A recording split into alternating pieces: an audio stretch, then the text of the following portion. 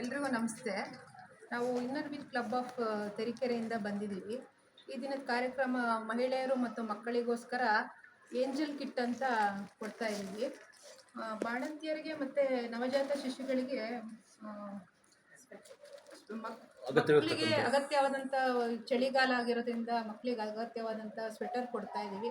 ಹಾಗೂ ಅವ್ರಿಗೆ ಸೋಪು ಮತ್ತು ಪೌಡರು ಮತ್ತು ಫೇಸ್ ವಾಶ್ ಎಲ್ಲ ಕೊಡ್ತಾ ಇದ್ದೀವಿ ಮಕ್ಕಳಿಗೆ.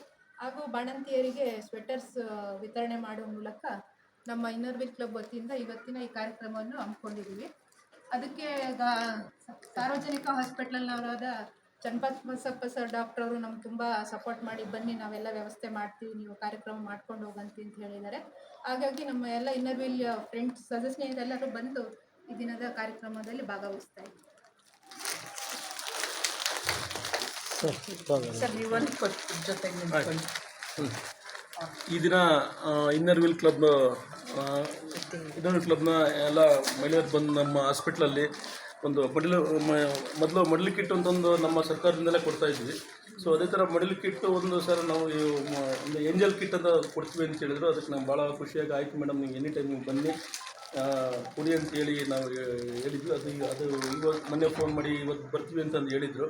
ಸೊ ಅದರಲ್ಲಿ ಏನು ಅಂದರೆ ಮಕ್ಕಳಿಗೆ ಬೇಕಾಗಿರ್ತದೆ ಸ್ವೆಟರು ಆಗಲಿ ಮತ್ತು ಫೇಸ್ ವಾಶು ಮತ್ತು ಮುಂದಿನ ಅಗತ್ಯವಿರ್ತಕ್ಕಂಥ ಏನೇನು ಸಾಮಗ್ರಿಗಳು ಅದರಲ್ಲಿ ಒಂದು ಕಿಟ್ ಮಾಡ್ಕೊಂಡು ಬಂದಿದ್ದಾರೆ.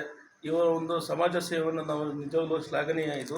ಸೊ ಈ ಥರ ಒಂದು ಕಾರ್ಯಗಳನ್ನು ಮುಂದುವರಿಸ್ಕೊಂಡು ಹೋಗಿ ನಿಮ್ಮ ಏನೇ ಕೆಲಸ ಏನೇ ಇದ್ದು ನಮ್ಮ ಆಸ್ಪತ್ರೆ ನಿಮ್ಗೆ ಅಗತ್ಯವಿರ್ತಕ್ಕಂಥ ಏನೇ ಸೌಲಭ್ಯ ಬೇಕು ನಾವು ಕೊಡೋಕ್ಕೆ ಯಾವಾಗಲೂ ರೆಡಿ ಇರ್ತೀವಿ ಅಂತೇಳಿ ಇನ್ನೊಂದು 4 ಮಾತನ್ನು ಮುಗಿಸ್ತೀನಿ. Thank you.